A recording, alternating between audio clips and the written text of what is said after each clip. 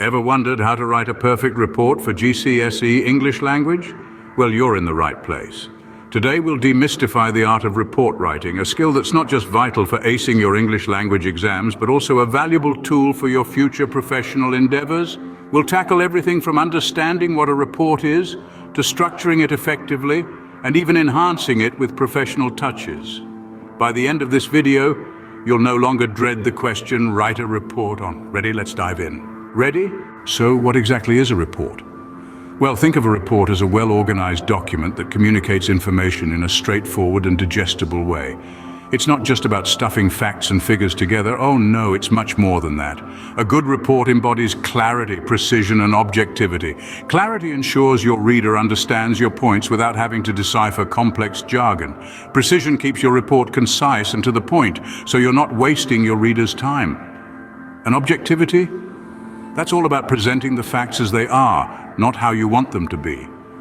So when you're writing your report, keep these three things in mind. Remember, a great report is all about clear communication. Now that you know what a report is, let's talk about how to structure one. A well-structured report is like a well-built house. Each room has a specific purpose and they all work together to create a complete picture. First off, we have the background. This is where you set the scene, give context, and explain why the report is necessary. It's a bit like the hallway where you hang your coat and kick off your shoes. Next comes the findings. This is the meat of the report. It's where you present the data you've gathered, a bit like the living room where all the action happens. Following the findings, we have the discussion.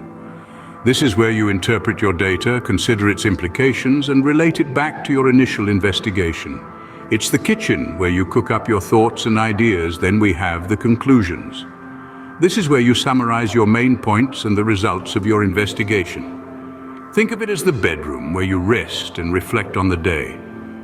Finally, there are the recommendations. This is where you suggest actions based on your conclusions. It's the front door, pointing the way forward. But remember, reports can also be structured in a direct style, which presents the conclusions and recommendations first. This is like giving a tour of the house, starting from the bedroom and ending in the hallway. And that's the basic structure of a report. But how do you start and end your sentences? Writing a report isn't just about the content, it's also about how you present it. Let's talk about the language. Using a variety of sentence starters can make a world of difference.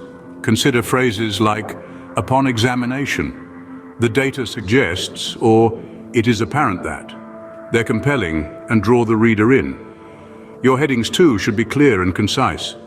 They should accurately reflect the content of the section, making it easy for the reader to navigate your report.